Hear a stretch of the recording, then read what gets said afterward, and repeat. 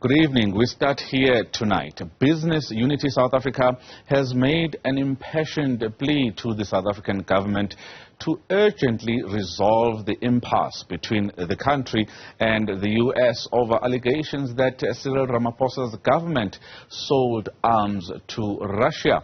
Ramaphosa says he will appoint a retired judge to investigate via a judicial commission of inquiry, a move BUSA believes will delay the finalization of this matter, while uncertainty in the markets will be bad news for the country, which is already struggling with its economy. Coovadia is the CEO at BUSA, and he joins us now. Cass, thank you very much for your time this evening. Sir, this statement that you have released says that the immediate market reaction to the allegations made by the USA ambassador to South Africa related to this supposed arms deal between South Africa and Russia was the dramatic fall of the rand against the US dollar, which indicates how seriously the markets consider these allegations.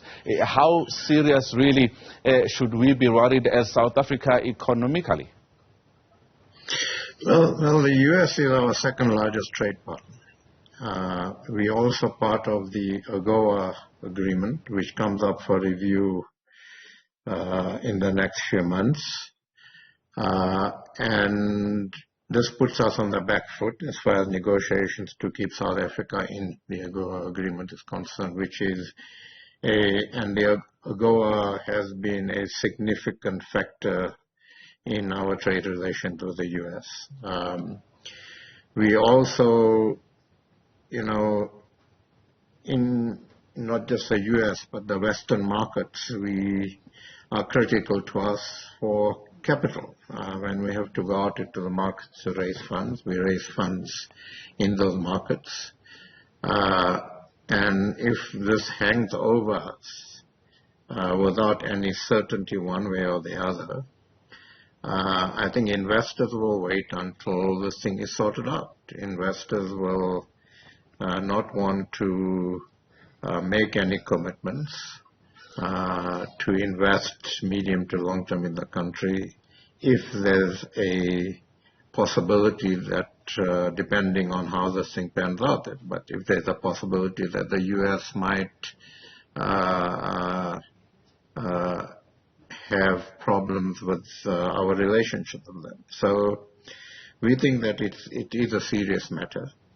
We think that to have a judicial commission of inquiry and wait for a few months, and we've seen how long judicial commissions of inquiry take to complete their work, is just increases the uncertainty, prolongs the uncertainty, and we need more decisiveness on this. We believe that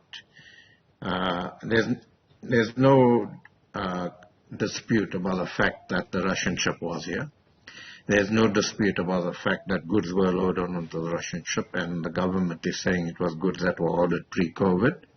So then there should be documentation related to that. And it shouldn't be difficult for the President to tell whichever minister and department is responsible for this, bring the document, let's just put the documents out there and let's get rid of this.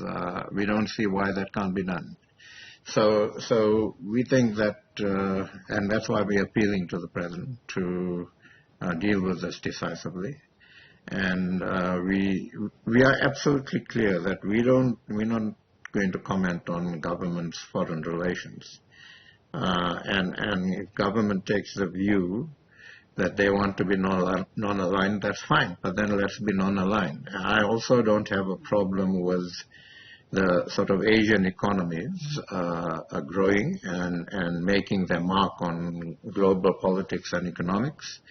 And we should be maintaining good relations with the East and the West because we are a very small economy. We need investment from both, and we should be maintaining good relations with both. So let's look at what's in our national interest. And in our national interest right now is to get investment in, to instill confidence in the economy and to get growth going. And we shouldn't be cutting off or jeopardizing a significant source of investment and trade. Cass, you have already touched on this a little bit, and in your statement it was quite clear that you are saying that the response by the government is unsatisfactory. But you've also said that you are concerned that the current foreign policy stance of South Africa is having a negative impact on the economy and inhibits our ability as a country to address the socio-economic crises the country faces.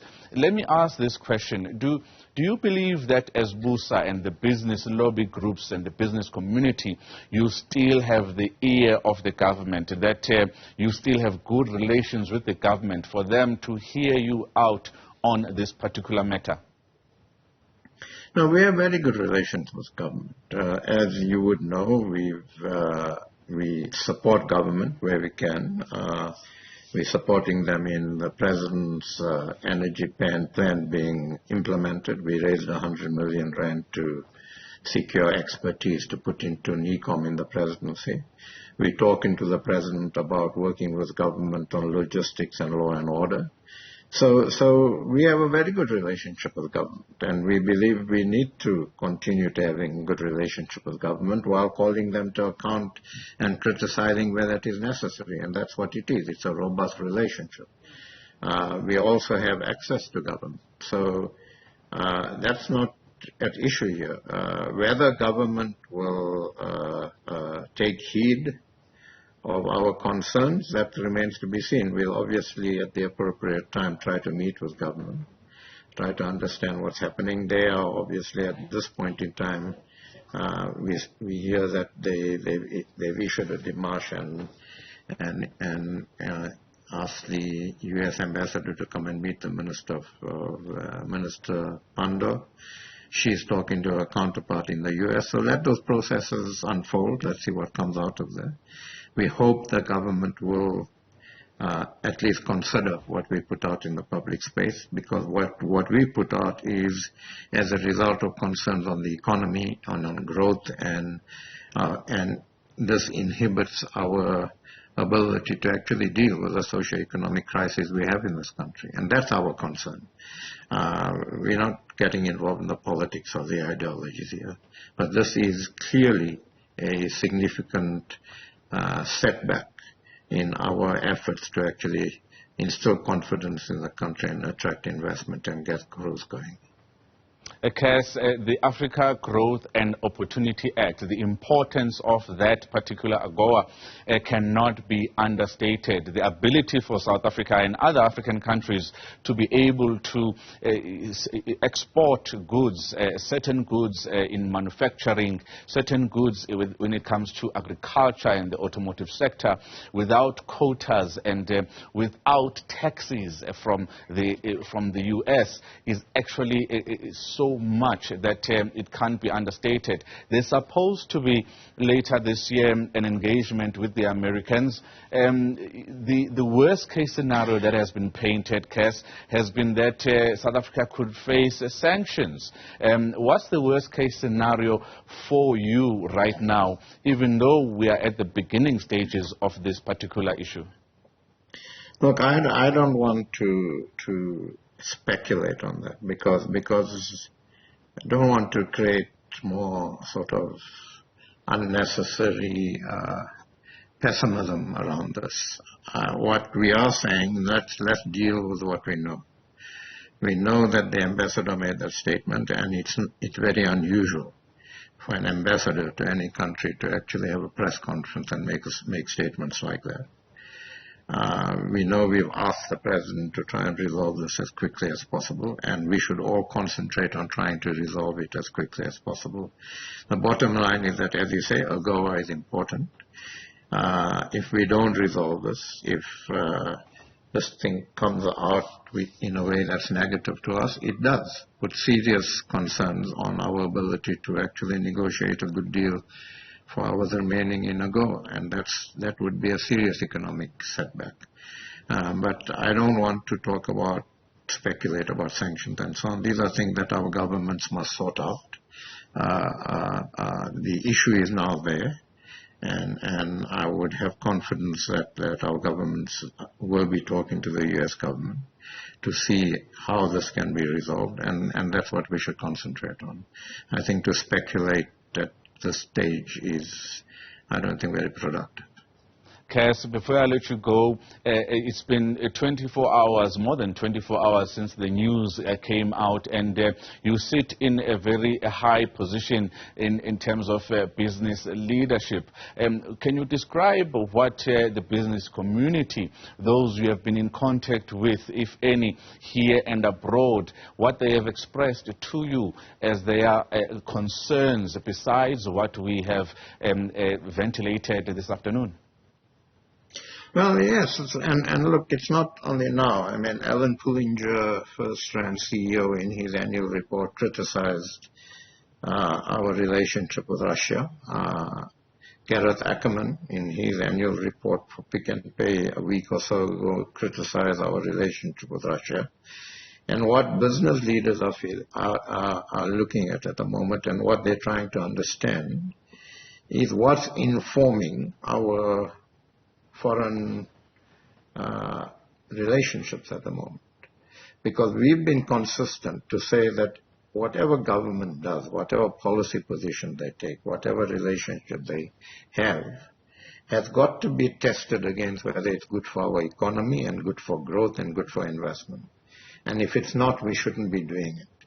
We can't see any economic or reason for the stance that our government is taking currently.